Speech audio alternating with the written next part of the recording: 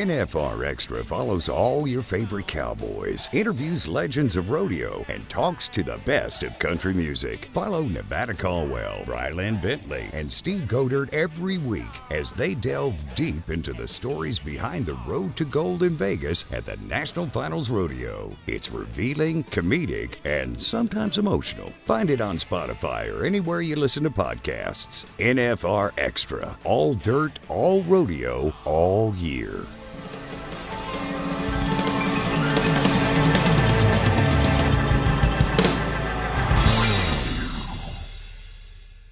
Right now, an old boy that's home on any stage. He's at home on stage with the Rolling Stones in Memphis, or maybe Willie Nelson in Texas. Here is funky Charlie Daniels. 1, 2, 3, 4.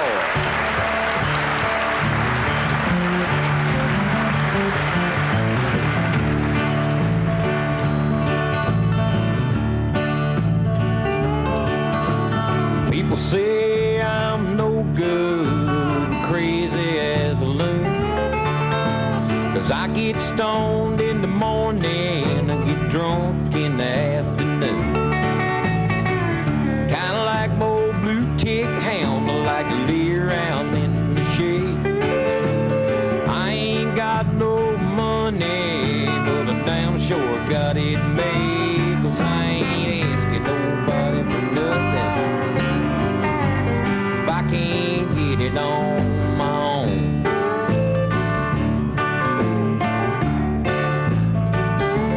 If you don't like the way I'm living, you just leave this long-haired country boy alone.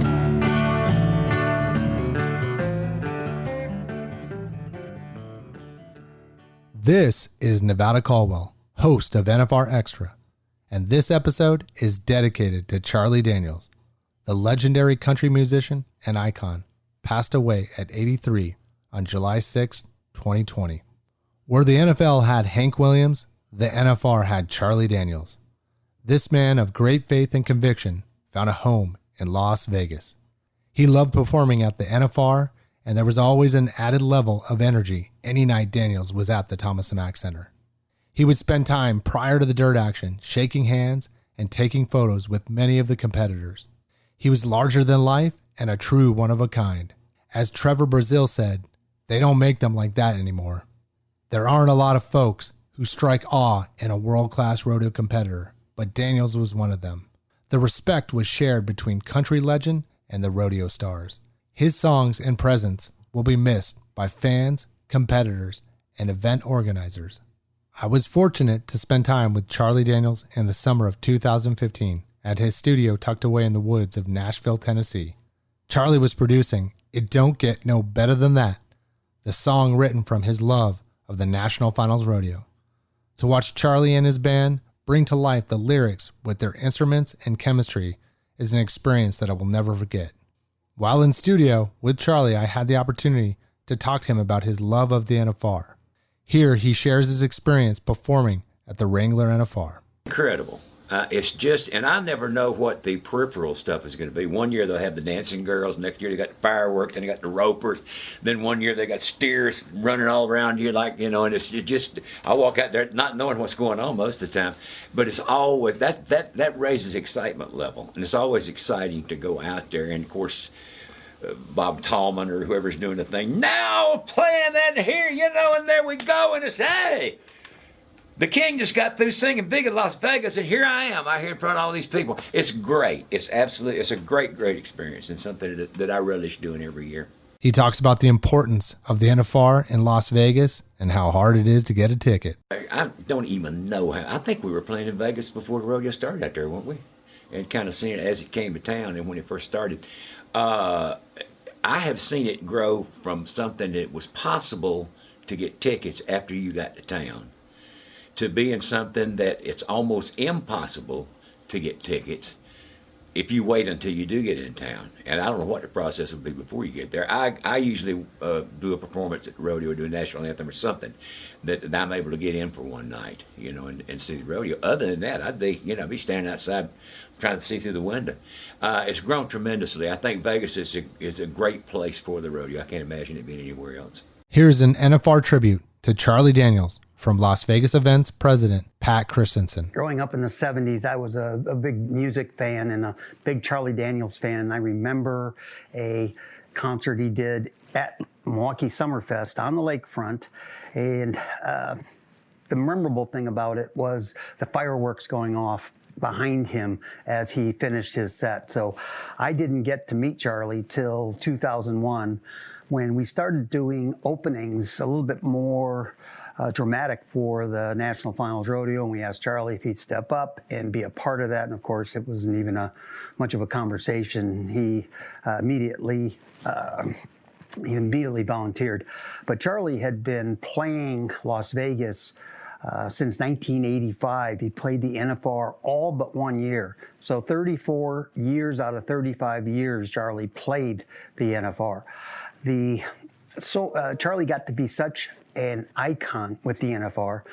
And we looked at the NFL and the Hank Williams Jr. song, and we said, well, the NFR needs we need our song. So we asked Charlie, gave Charlie a couple of ideas about what we wanted, but instead of him using something that he had already done, created a whole new song for us. And you're going to hear a little bit of that right now.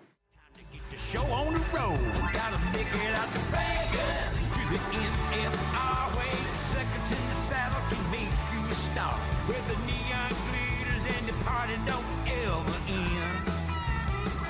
Gotta make it out to Vegas, where the big boys romp, with the ropers and the racers and the bulls and the broncs and the ladies in the... You know, my fondest memories of Charlie is after he would do an opening, he'd always come up to the NFR suite, and I'd spend 15 to 20 minutes with him talking about rodeo and music. But for the most part, Charlie was a huge rodeo fan, and when he was here, he focused on the rodeo. Took that special time for him, and he became a big fan of a lot of our contestants. But Charlie Daniels epitomized, Charlie Daniels was the icon, the musical icon of the National Finals Rodeo. He symbolized everything that is country, patriotism, prayer, music, rodeo. Charlie Daniels was rodeo. Charlie Daniels was the NFR. We will sincerely miss you, Charlie. We had the pleasure of Charlie Daniels joining us on episode 17 in the fall of 2019 with myself and Robbie Hodges. Here is Charlie on NFR Extra talking about his love for rodeo and why the fiddle is his go-to musical instrument. Robbie, okay, I know we always say we got special guests, but there's no doubt about it. This guest is very special. Yeah, you're getting this one for free. I just want you to know that. So this was the reason that I took this gig out here. Instead of rodeo clowning this week, I came out here just because when they said, I think old Charlie's going to be on here. So welcome to the show, Charlie Daniels. Wow. Thank you, guys. Thank you. It's good to be with you. Wow, what a nice lead in there. Hey, you're the reason that Leonard Skinner is playing again. I just want you to know that. So. You're the reason. Well, I tell you what, they are playing again. They're doing a great job of it. We play with them once in a while. I know they're that. Cooking along. I know that. And we got some mutual friends there, old Sparky and everybody. And, he's become a big rodeo fan now. So he'll probably come out and see. Sparky should be riding a bull, He's about that size, ain't he? We need to get him on a bull. He looks like a bull rider. He does. He'll like that. You've been coming here since day one. What is it like to be, well, number one, you're a music icon, but you're a huge fan of the rodeo. What is it like to come to the National Finals Rodeo every year? Not even talking about performing, but you coming as a fan. What's it like? Well, I'm a huge rodeo fan, and have been for a long time. And I don't. The problem I have trying to get to rodeos is during rodeo season they tend to work on the same days I do, so I don't get the chance to go to very many. But to come to the best, the undeniably best rodeo in the world with the top 15 cowboys and cowgirls, the top stock, the top everything, the very top of the pile is the National Finals Rodeo. And to get to come and to go backstage and see some of the folks, I've got folks I've been seeing for years back there, and to meet some of the people and some of the older cowboys that I know and some of the newer ones coming along, and then to go up and sit, to go out and entertain that crowd. I mean, that's always a thrill. But then to go up and sit in a booth and watch this rodeo unfold, if you are a rodeo fan, which I definitely am, it don't get no better than that. Man, that is so cool. You know, we were talking to on our podcast. This is a couple of months ago. We were talking to Cody Johnson, and he was saying the same thing. That here he is. You know, he's a country artist on the road, but what he loved about having access to this was being around the athletes and being around the rodeo, because he was such a giant fan. And he rode at one point, but it was more being a fan around the top stock, the top athletes, the top everybody in rodeo. Yeah. Well, I just, I got old buddies that I only see once in a long while, just maybe once a year at the rodeo, and I'll run into. It's still a thrill for me to run into Donnie Gay, That's funny. We're fixing to interview him. Well, are you really? Yes, sir. We'll tell him you said hello. My best, but he's man. one of my heroes, man. I remember him sitting on top of some bad boys and riding them. And, I run into him there once in a while. I run into Hawkeye Hansen once in a while, used to. And, just people that I've known and have been heroes of mine that I have watched perform for many years. And that's a thrill. I mean, that's a thrill just to run into these guys, but to watch them perform. And I tell you what, the new crop's pretty doggone good, guys. Yeah, they are. Sage and them guys. I mean, they're tough. They're tough. And, you got to, I don't know of any sport that it takes as much guts to be in as rodeo does. It's like, the guy, usually, if you're playing baseball or football or something, the guy on the other side of the ball, the other side of the field, whatever's got some rules you got to go by. But that animal that you're dealing with ain't got no rules at all. Exactly. He ain't got to do nothing except exactly what he wants to do, which is to get you down on the ground and put a paw in your butt. And, it's just, to know that you got a 130-pound cowboy sitting on 2,000 pounds of bull, and he's twisting off and carrying on, boys. If I don't get your blood going, you better make a reservation at the Undertaker, because you're dead. Well, now you talk about all them, Charlie, but let me tell you something. You used to turn some old steers back for some buddies of mine over around Carrollton, Georgia, too. Johnny and all them guys. Johnny Daniel, yeah. We used to do that. I actually were turning back for me because I was a healer. Well, exactly. I started learning how to rope. Everybody wanted to head. That was the glamour part. Yeah. I said, well, I'll just take that other end. I'm glad I did. I can't believe you still got your thumbs and everything. Exactly. We go to the NFR every. We do the autograph session. There's 9 thumbs left in that whole bunch of 30 guys. Well, believe me, I throw down a rope. I throw down a rope like that here in New York Minute, man. I had no care about it all about grabbing one if it meant I got my thumb in the dowdy. I'd always throw it down. But I just had. Of course, I did it for fun. I didn't do it on the any kind of a other than just jackpot around the neighborhood and everything. Well, from Billy Ray Green and them, they said you weren't so bad at it either. They said anytime you entered, anybody want to enter with you, you'd sure catch some hooves, and they were sure proud of it back our way, and just like when you used to do the rodeo there at Murfreesboro, I actually have 3 of your buckles from the Twin Pines Ranch Rodeo. They're from the bareback riding, and I have got one. I won one. I got lucky one. I broke it with a friend of mine. I don't know how we did it, but we stretched one faster than anybody else did. And that buckle, one of my proudest possessions, man. It is. Well, I tell you what, I'm gonna send you back one with Roger and Terry. I'm gonna send you one of them buckles back that I won. How about that right there? Well, I would absolutely appreciate it, but I hate for you to give it up, man. That's all right. It'd be worth it because I can tell everybody where I'm going when I'm sitting in the bar out here in Vegas. Hey, Charlie got that thing back. So, you're a cowboy to us. You may be a singer to everybody else, but you're a singing cowboy to us, and we appreciate you. And so, Charlie, the hat. There's a significant reason for that hat that you wear. How does it correlate to the rodeo? Well, actually, I started. I started wearing a hat on stage, and I had an old black cowboy hat, and I don't know. I had to. I lay it to keeping the stage spotlights out of my eyes, but I just basically wanted to wear a hat. I just always loved wearing a hat. So I took it to stage with me one night and wore it, and it got to be part of me. Next time I did an album cover, I did a cowboy hat on the album cover. I've been doing it ever since, and I just really I just feel like it's part of me. It's a part of the lifestyle that I choose to wear. I mean, to live, and the people that I choose to be associated with, and it just kind of personifies me. So, I just can't imagine going on stage without my hat. I imagine. Tommy Crane used to have a hat on too, didn't he? Oh yeah, Tommy wore a hat. You better believe it, boy. I miss them days a lot. And June what a great jams, guitar player! What a great guitar! Yeah, that's Sparky loved him too, and he always tells me about y'all, and stuff. Golly, I can't. Sparky's a good guy. I really enjoyed all the time he worked with me. I still got his phone number, and I call him up once in a while. Do you? I do. Hey, brother, what's happening? Yeah. Hey, brother. He is the nicest guy in the world. Yeah. Got him quite a little gig for you, didn't he? He did a great job for me, and I was so glad to see him get that. He left with a group called Hot Apple Pie. They had a record deal, and they went out. And he came to me one night and talked to me about it. He said, "Charlie, I got a shot." I said, "Well, take it. Go get it." Yeah. And so that didn't quite work out. But then the Skinner, I heard he got the Skinner deal, and that's so great. He's so good there, man. Not every guitar player in the country would fit in with Leonard Skinner band. No. But Sparky fits like a hand in a glove, man. He does a great job. And I've been playing with those guys since they first had their first record. We've been working together back many, many years ago. I know.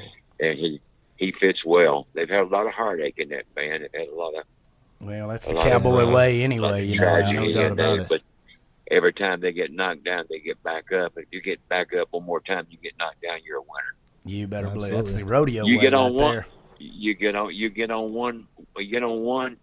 No matter no difference how many throw you get on one that don't throw you, you're a winner in my book. That's awesome. So Charlie, why the fiddle? Out of all the instruments, what's up with the fiddle? Why is that your go-to? I mean, there's obviously a reason.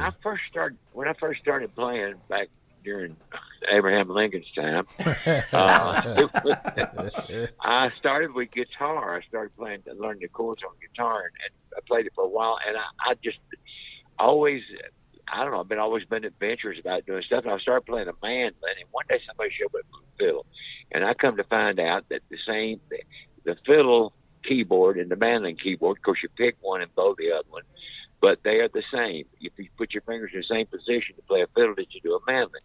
So I had to try it, and I kind of got addicted to it. And all these years I've been playing fiddle, I have held it wrong. I push too hard on the bow. I hold the bow wrong. I do everything wrong. But it works for me. I get a kid come up and ask me sometime, Charlie, what about playing fiddle? I said, don't look at me. Don't do it like I do it. Go look at Mark O'Connor or some of these guys that do it right. Because I don't do it right. But it works for me. It makes my sound and what I do. But I absolutely, if you look at the way I hold the fiddle, the way I play it, the way I push down on the bow and everything, I do everything wrong. But I ain't gonna change it now. I've been doing it too long. Well, maybe if you practice up, you'll be all right at it, wouldn't you say? Yeah, I'm gonna try.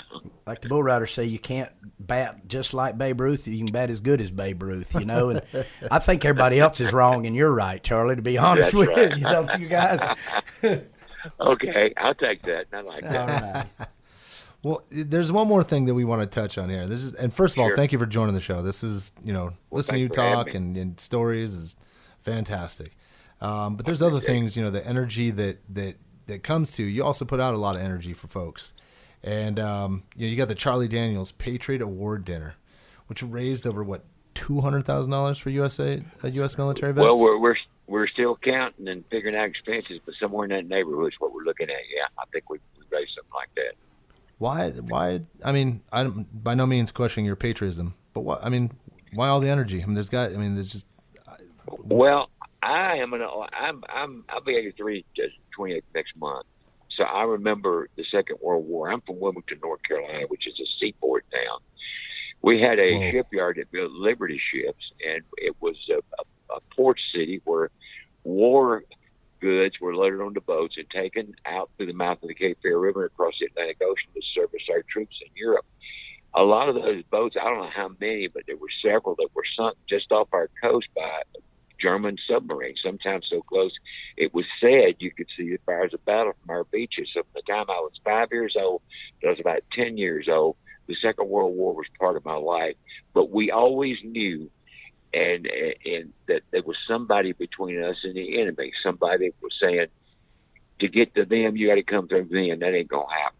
And that was only two things protect America. I say this on stage every night: the grace of Almighty God, the United States military. Now, anybody who puts their life on the line, that stands between me and somebody and my family and somebody that wants to kill us, they're my hero. That's our United States military. Those are the guys and gals that do it. They stand between us and the people who want to kill us, just putting it in plain language. And when I hear some pompous politician popping off about something wrong with the military, it makes me, my hat size starts getting too small. I don't brook no junk like that with me. And I won't, of course, I'm anything physical. I'm too old. I don't do that. You'd still whack somebody. I will get on your case right quick about, you start degrading the military, because without them, there is no us. It's been proven over the last 200-some years. So that's why I do it. That's why I put energy into it. And we can never do enough for our veterans because they've done so much for us. Yeah, no doubt about it, and that's well said. What are you thinking, V? Was that enough for you? Now do you understand? Well, and we follow Charlie Daniels on social media, and your messaging every day, everything is very, it hits home hard, and obviously, yeah, military is huge for us at the NFR, as well as the rodeo business, as well as just the country in general. So, no, that's amazing stuff. And, I remember you'd celebrated your 80th. You're just as old as the PRCA. Because when we were doing the 80th, really? Well, yeah, we were doing the 80th. You were also celebrating your 80th. Well, I'm glad to find something as old as I am. I thought Willie Nelson was the only person. Oh, that's great. Good Lord Almighty. Well, this has been so much fun for me. This is awesome. This is a country guy going good, man. We get to talk to Charlie Daniels on this podcast. We win. I appreciate it. Charlie, thank you so much for everything. Thank you, guys. Thank you what you do for them soldiers. We never let a day go by that we don't thank them, and you're one of us, or we're one of you, actually. I tell you, I'm honored to be one of you guys, man. I appreciate the big honor to be, and we'll see y'all out there. Yes. You got her, buddy. All right, Viva Las Vegas. Huh? All right, tell Roger and everybody hello, and we'll see you guys out here. Man. Safe travels, Charlie. Bless. Thank you, buddy. Okay. Bye-bye. Bye-bye. There are no words to assuage the passing of Charlie Daniels. So we thank you for taking the time to listen to this tribute. The NFR will never be the same. Gentlemen, he wrote it for us. He recorded it for us. He produced the video for us. And now he's here to sing it live for us. Say hello to Charlie Daniels.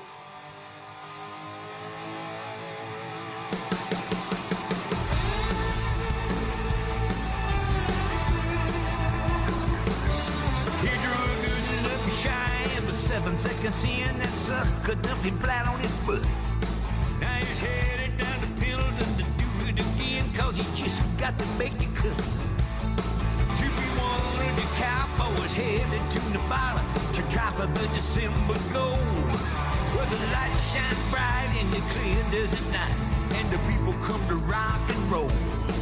Where the best of the best get put to the test, and the rest might as well stay home. And when they put you in the chute and turn you loose, you gotta prove that you're bad to the bone. Gotta make it out to Vegas, to the NFR, where 8 seconds in the saddle can make you a star, where the neon glitters and the party don't ever end. Gotta make it out to Vegas, where the big boys roam, with the rovers and the racers and the bulls and the broncs, and the ladies in the skin-tight wranglers and the cowboy hats. And it don't get no better than that.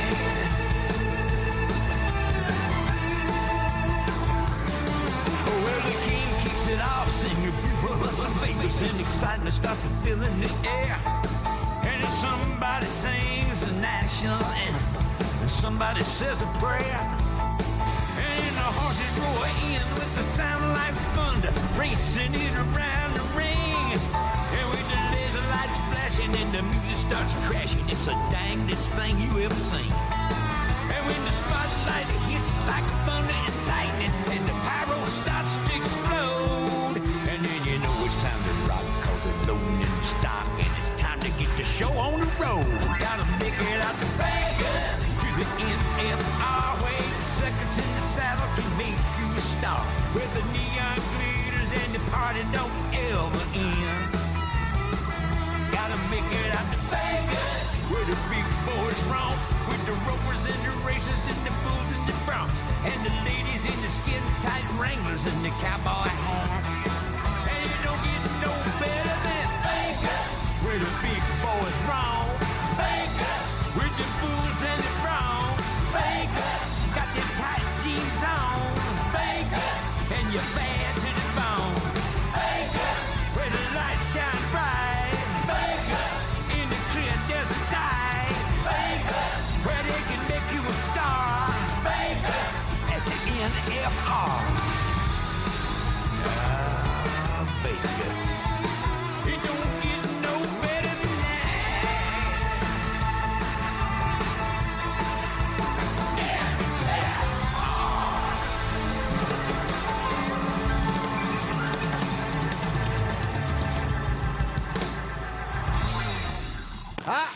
How loud can you get for a little CDB? Let's hear it for Charlie.